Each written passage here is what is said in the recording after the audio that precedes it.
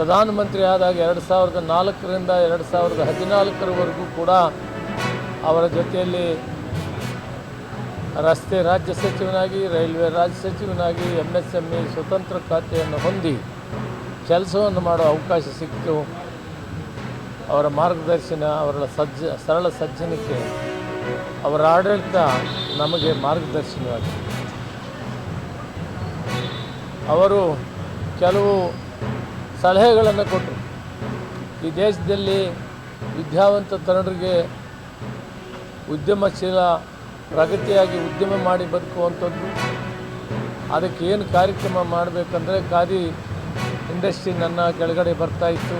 Khadi village industry commission ಸುಮಾರು 1 ಲಕ್ಷ ಯುವಕ ಯುವತಿಯರನ್ನು ಉದ್ಯಮಶೀಲರಾಗಿ ಮಾಡಿ ಅವರಿಗೆ 5 ಲಕ್ಷದಿಂದ 25 ಲಕ್ಷ ಸಬ್ಸಿಡಿ ಕೊಡೋದ್ರ ಮುಖಾಂತರ, ಬ್ಯಾಂಕ್ MDಗಳನ್ನೆಲ್ಲ ಕರೆಸಿ ಮೀಟಿಂಗ್ ಮಾಡಿ ಅವರಿಗೆ ಲೋನ್ ಕೊಡೋದ್ರ ಮುಖಾಂತರ ಗುಡಿ ಕೈಗಾರಿಕೆ, ಗ್ರಾಮಾಂತರ ಕೈಗಾರಿಕೆಗೆ ಒತ್ತು ಕೊಡೋದ್ರ ಜೊತೆಗೆ ಒಬ್ಬ ಉದ್ಯಮಿ 8 ಲಕ್ಷ ಜನರನ್ನು ತಯಾರು ಮಾಡ್ತಾರೆ. 1 ಲಕ್ಷ ಉದ್ಯಮಿಗಳು ಒಬ್ಬ 8 ಜನರಿಗೆ ಕೆಲಸ ಕೊಡೋದ್ರ ಮೂಲಕ ಈ ದೇಶದಲ್ಲಿ 8 ಲಕ್ಷ. ಕುಮಾರ್ ಸಿಂಗ್ ಅವರು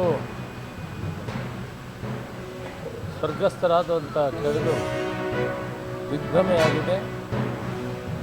ಈ ದೇಶದ ಅತ್ಯುತ್ತ ರಾಜಕಾರಣಿ ಮತ್ತು ಉತ್ತಮವಾದಂಥ ಆಡಳಿತ, ತಂತ್ರಜ್ಞಾನದಲ್ಲಿ ದೇಶವನ್ನು ಮೇಲು ಪರ್ವತಕ್ಕೆ ಏರಿಸಿದಂಥ ಮಹಾನ್ ಶಕ್ತಿ, ಆರ್ಥಿಕ ತಜ್ಞ, ಉತ್ತಮವಾದಂಥ ಆಡಳಿತವನ್ನು ಮಾಡಿದಂಥ ಪ್ರಧಾನಮಂತ್ರಿ, ದೇಶದ ಅಭಿವೃದ್ಧಿಗೆ right to information, right to education,